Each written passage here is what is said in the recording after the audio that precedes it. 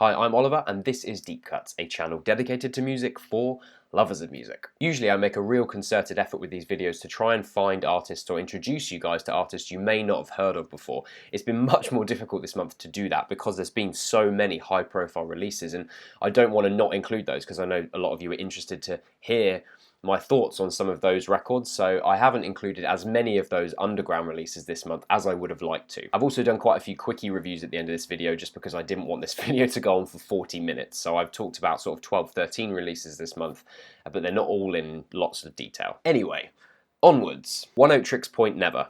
Good Time OST. The only way I really wanted to start off this video, another incredibly well realised project from Oneohtrix Point Never, aka Daniel Lopatin. This is new ground for Daniel. This time he's scoring Benny and Josh Safdie's Robert Pattinson starring crime drama Good Time, which I have yet to see, but I have been told it's very good. Despite having not seen the film yet, this works incredibly well as an entity of its own, as its own project. The pulsating, threatening synths and deep bass drones command this atmosphere of dread throughout the entire 3/4 of an hour, occasionally punctured with dialogue snippets from the film itself. And it doesn't really feel like you're missing out on too much, despite not really understanding the context of the dialogue. In fact, I found it just further displaced me as a listener. It disorients you even further, along with this kind of fricative psychosis that the music has itself. That opening track really sets the mood for this record because it has these initially ethereal, breathy synths, but it gives way quite quickly to this deep, distorted drone, and it really sets you up for the myriad of twists and turns that these tracks are going to take throughout this album. Arpeggio synth lines clatter against percussive noise, and the 80s inspired melodies appear and then collapse against one another. What I really appreciate about this release, however, is the way Lopatin almost resorts to synth cliches at moments of this record, but because his tracks are always in a constant state of flux, what's left is the atmosphere that those instruments and sounds give you rather than the cheese that you might get from a more traditional structure. It's kind of like instead of staring headlong at a garish neon sign, you're just around the corner and you can feel that neon glow on you. Like the sign is obscured, which is the same with those cliches that Daniel's using, which I think is why this works so well. The album continues where the title track leaves off. You've got tracks like Hospital Escape, Access a Ride, which jumps from those synth arpeggios to these moments of unnerving quiet. Romance Apocalypse's melody sounds so similar to me, and I cannot work out for the life of me where I think I've heard it from, so if you know or you have any ideas, make sure you put it down in the comment section below. Final track, The Pure and the Damned, is a complete stylistic U-turn on this record. It's a piano ballad sung by Iggy Pop. Some might say this jars against the sonic style of the rest of the album, but personally I found it to be a welcome finale and an ending to all that pent-up dread that Lopatin's harnessed throughout this record. It's great to hear him produce something like this as well. You know, it's not your standard piano ballad as you might expect if you're familiar with Daniel's other work. You have these synth pads swelling underneath Iggy's seasoned grunt, and he's going from melodic lines to spoken word, and there's something comforting but also slightly jarring about it. Haunting end to a very atmospheric piece of work. Daniel Lopatin is untouchable in his creativity. Portico Quartet, Art in the Age of Automation. Portico Quartet are a great group. They're an ambient jazz electronic hybrid band that used to utilize resonant hang drums as sort of their unique selling point, and now they go more about creating these dreamy atmospheres amidst these breathy horn tones and rounded synth pad sounds. Their second album, Isla, is one of my favourite albums, and 2011's self-titled moved even further away from that organic jazz sound and incorporated electronic elements even further. For their last record, they actually released it under a revised name, Portico, but it wasn't a particularly good record, so it's good to see them back as Portico Quartet, doing what they're so good at. Art in the Age of Automation is perhaps not Portico Quartet's best record, but it is a record that clicked with me almost immediately. The otherworldly swirl of objects to place in a tomb is achieved with such genius convergence of these twinkling synths, sharply recorded acoustic drum kit sound, the off-in-the-distance wails that perhaps could be acoustic, could be electronic. The moment saxophone and violin play their melody in unison felt transformative when I listened to it. It kind of put me into like a half-conscious stupor. As with previous records, the production on this album is on point. If you take a track like Rushing, the pulsing synth bass broods underneath the track, and there's an intricate drum beat opening up alongside these treated vocal melodies. The whole track just feels like it's got such an expansive scape to it. If you listen to this with headphones on, it will feel like there's so much space, like there's 10 miles between each can. You know, and sometimes the production's so well realised on a record, they really create a sense of space. If you just close your eyes and put on headphones, that's the way it feels. It feels as if each ear is sort of like 10 miles apart. Anyway, another solid release from Portico Quartet. Listen for ethereal, slinky textures. Brand new, science fiction. I caught a little bit of flack on Twitter for my initial reaction to this record. I found it a little bit flat and dull on a first listen. And 7 to 8 listens later, I gotta be honest, there still ain't really anything here that grabs me. Brand New are a band with a now huge cult following. Their last LP was 2009's Daisy, another record that didn't particularly do much for me, and since then they've been teasing and gearing fans up to what would be their final album release. I think there's actually a lot to respect about Brand New's evolution of sound. If you go back to debut album Your Favourite Weapon and then the follow-up release Deja Entendu, however you say that, the band were, as far as I'm concerned, so many caveats in this review, they were simplistic and fairly generic pop punk rooted in some emo conventions. However, with 2006's The Devil and God Are Raging Inside Me, arguably their best release, they jump forward with a maturity of their sound, taking emotive ideas and throwing a bit more weight at the songwriting. It feels like they had more heft at that point. With science fiction, they continue, or end, that evolution of sound with a mature, quieting album full of moody cuts, lamenting tracks delivered by the unending angst of vocalist and guitarist Jesse Lacey. I think some of the tracks on this record are very well delivered. If you look at the opening track, Lit Me Up, after those overly long vocal samples end, it quietly seethes in a really effective way. 137's slow build up to that rousing finale is great, and it has the intense passion that reminds me of some of the tracks on The Devil and God. But for the most part, the tracks here really felt indulgent to me. Take the almost 7-minute track In the Water. It felt overly long and laboured in its progress, and it was complete with a slice of cheese guitar solo that felt so out of place with the tone the band are trying to create across this album. Lyrically as well, moments just stuck in my throat for the wrong reasons. If you take the track Same Logic with Teeth, for example, your friends are all imaginary, your shrink stopped answering the phone, so you decide to make incisions at your home while you're alone. I don't know, it's just a little bit mundane. It's lyrically quite broad, it's a bit simplistic, and dare I say it, it feels a little bit emotionally manipulative. I really didn't think much of this record, clearly, but I know a lot of you really like it, so let's hash it out in the comments section. Ghostpoet, Dark Days and Canapés. I've been following Ghostpoet since his debut album Peanut Butter Blues and Melancholy Jam came out in 2011, and it's been wonderful to see the evolution of his creativity since then. Beginning with a sound that favoured electronics, Obara Ejimiwe has evolved his sound over the last couple of album cycles to include a much more organic palette, so he recorded and toured with a alt-rock, almost post-punk sort of flavoured band. I have loved every Ghostpoet release so far. He took the moody and dark electronic buzz of first album Peanut Butter Blues and Melancholy Jam, second album Some Say I So I Say Light, and he kind of built that out on the third record Shedding Skin. For some reason, critics in the media keep referring to Ghostpoet as urban or hip-hop. Listen to Dark Days and Canapés and tell me if you can hear any elements of hip-hop, because I certainly can't, and I know it's something that he battles with online every single day. He is an artist that defies categories with his music. He's a very unique artist in the way his vocals are, in the way that he approaches his songwriting, and he uses now live instrumentation in the way he did use electronic instrumentation as well. But he's not hip-hop. One of the most unique things about Ghostpoet, as I just mentioned, is his deep drawl. It's a vocal style that feels both intimate and impassioned at the same time. It truly feels like he feels every single word that he utters. And that intimacy is still there with Dark Days and Canapés, that intimacy lyrically and that intimacy thematically, but this time Ghostpoet focuses far more on the ills of our society, sort of the destruction of our society, the inner turmoil that we all face due to this exterior turmoil. The lead single, Immigrant Boogie, is, as the title suggests, a prime example of Ghostpoet's unflinching look at the state of our society. This haunting guitar and bass riff frames this creeping 7/8 track,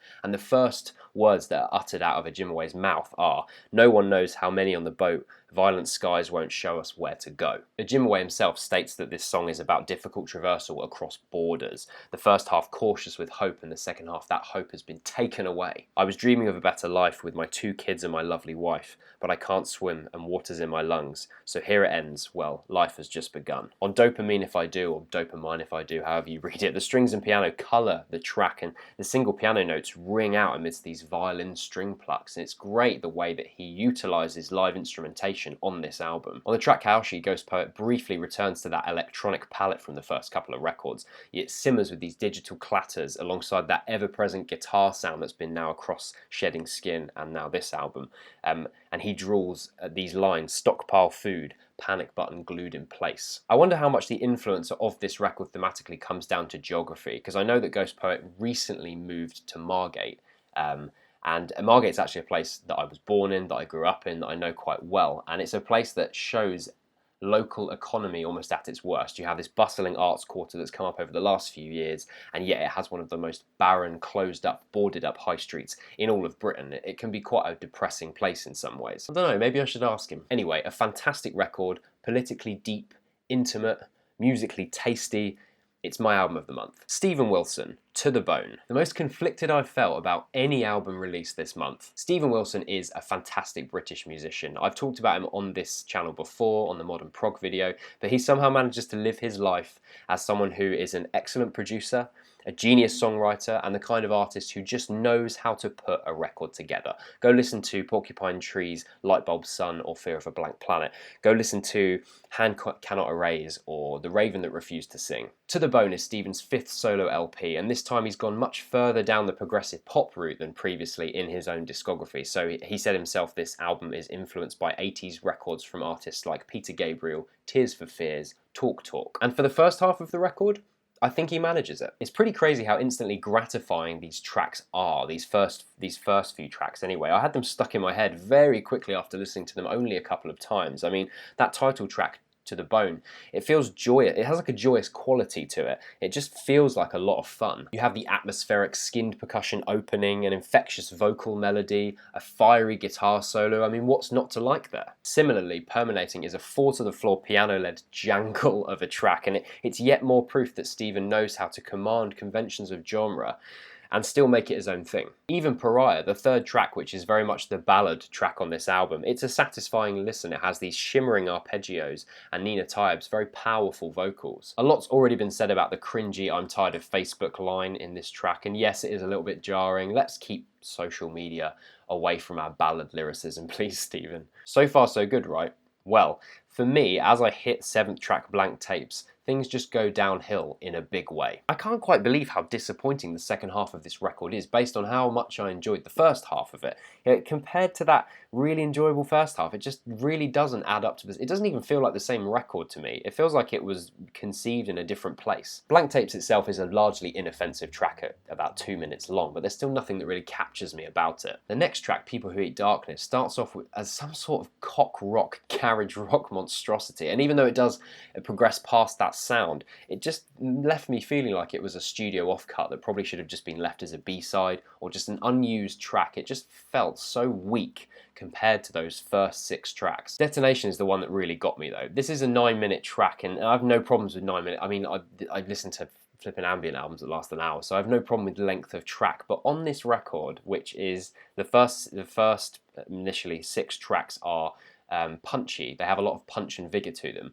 I don't know why he placed a 9-minute half-arsed prog track on this album, because he's written far better tracks than this, and it just feels like it treads water the whole time. It doesn't really know where it's going. You have this section, then we'll do a guitar solo, then we'll do this. And it just felt like a not very good modern prog song, which doesn't fit with the sound that he was trying to create with those first 6 tracks. And so despite the very good first half of this record, the second half is so lackluster and so misplaced that it just really brings down my estimations on this record. The War on Drugs, A Deeper Understanding. I've been awaiting this one with bated breath. The War on Drugs' last record, 2014's Lost in the Dream, is one of my favourite records of the past 10 years. It's an expansive, spacious piece of work that took rock music idealism and it kind of made it huge, grandiose, gorgeous in ways that are really hard to put into words. The way band leader Adam Granduciel leads these Springsteen-inspired, Dylan-esque epics just feels so profound. It speaks to me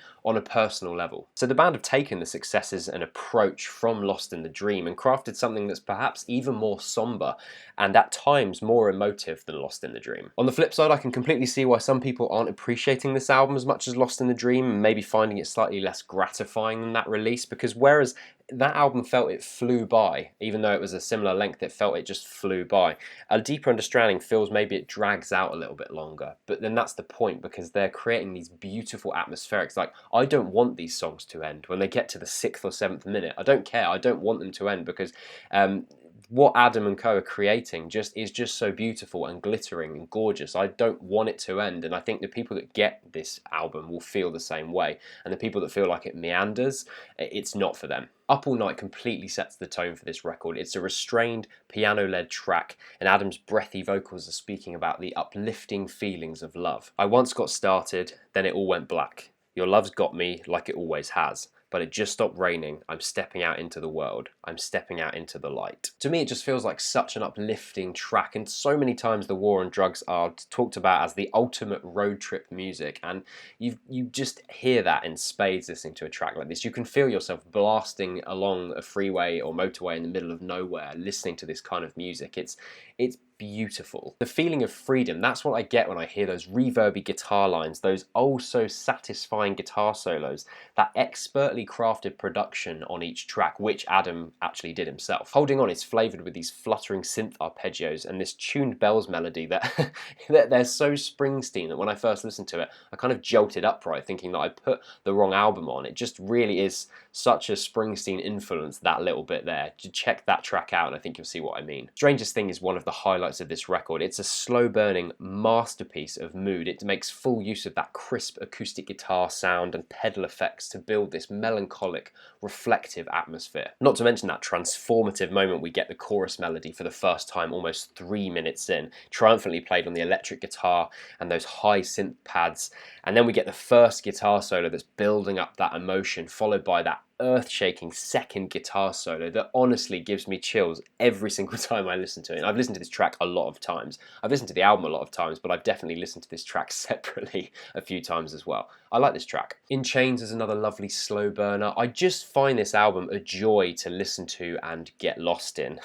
It's less immediate than Lost in the Dream perhaps, but it shares the same ethereal, weightless dreaminess, and that's good enough for me. The way that they evoke and craft atmosphere and mood and emotion on this album is fantastic, and I think this is a really great album. Queens of the Stone Age, Villains. So it's the new Queens of the Stone Age record, 7th LP and follow-up to 2013's Like Clockwork. There was a lot of hesitation about this release and the build-up, primarily down to the fact that production duties were being performed by Mark Ronson this time round. Mark Ronson, who tends to lead closer towards the pop sphere with his production duties. You know, he's famous for records like Bruno Mars's Unorthodox Jukebox, working with people like Rufus Wainwright, collaborations with Adele, Duran Duran, Kaiser Chiefs. Honestly though, I'm not really sure why people made such a big deal out of it. You know, Josh Homme's been running this band for almost 20 years. He has a very clear musical vision for Queens of the Stone Age, and no one's going to push him into a pop-oriented direction unless he wants to go there. Also, lest we forget, Ronson produced 2011's Arabian Mountain by Black Lips, so he's not incapable of creating anything other than almost surgically clean pop. No, Ronson does a fine job. You know, the desert grit of Queens of the Stone Age is still there as before, albeit perhaps it's cleaned up a little bit. Rather than being detrimental to the record, I think Ronson just gives the instrumental lines a bit more room to breathe. I don't think he adds too much to the sound with his production. It's kind of subtle producing at its finest. You don't really notice it's there, and you're not really supposed to. No, the problem I have with this record is that it almost entirely lacks imagination. And any excitement or any leaps of creativity that we had on albums like Clockwork, Era Vulgaris, Rated R. In fact, as a fan of the band, I would go as far to say this is their weakest record by quite a long way. It's sort of a plodding album that's by no means difficult to digest or get through, but it just offers very little in the way of excitement. A lot has been said about this album being the band's dark, dancey record, and hold on a second, isn't that what Era Vulgaris was? You know, that was a twisted, at times nasty album that still got your hips moving, and it did it so well. I don't really get dark and dancey from Villains, I get half-baked, bland, generic rock tracks. Opening track Feet Don't Fail Me is by the numbers, it's punchy and it has a bit of requisite attitude, but I forgot it almost immediately. The Way You Used To feels flat. It's an uninteresting track from a songwriting perspective, and it tries to beef it up with these sort of raspy guitar lines, but it doesn't really do anything. I quite liked the breakneck pace of Head Like a Haunted House. Again, it didn't I didn't remember it, I didn't retain it, because it doesn't have that unique capacity of a mood that Queens of the Stone Age can create on albums. If you look, I know I'm going to talk about Era Vulgaris again, go back to a track like 666.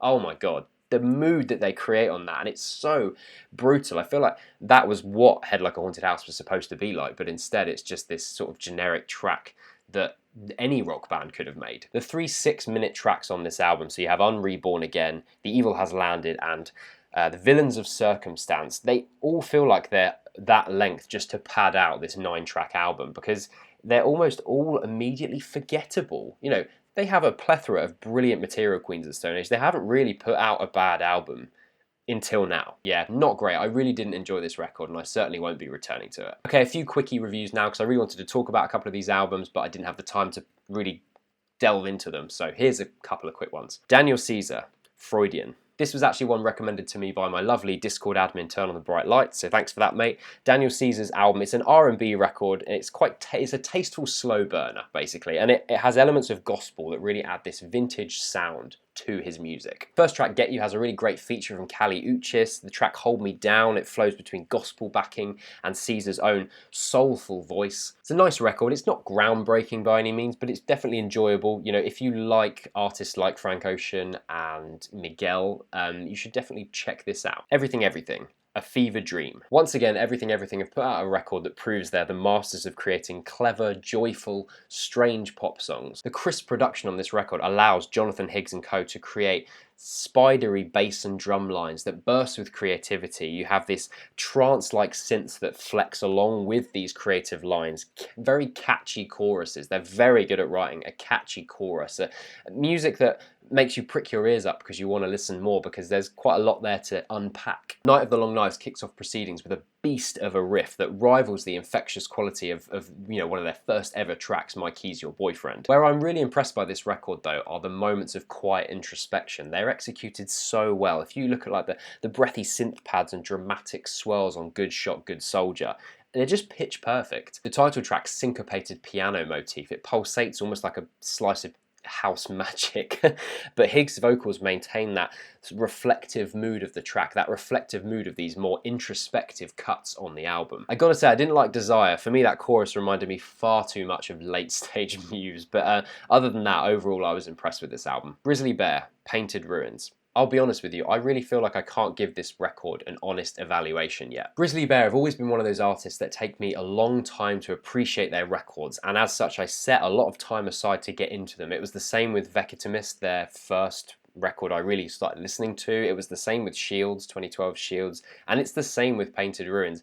I haven't given this enough time yet. Even though I've listened to this 5 or 6 times, I feel like there is so much packed into the songwriting of this record that it deserves more time from me, and I do truly believe it'll unfurl to me more the more time I give it. And this is largely due to their tapestry-like densely produced tracks that explode with lush instrumentation and expression, easy to appreciate but difficult to initially love. I know these review videos are meant for me to be giving my definitive opinion on a record, but I just cannot do that with this record, and I think it's disingenuous for me to try and do it. You have tracks like Morning Sounds with those strummed arpeggio chords ringing out beautifully beneath that tom-filled drum beat.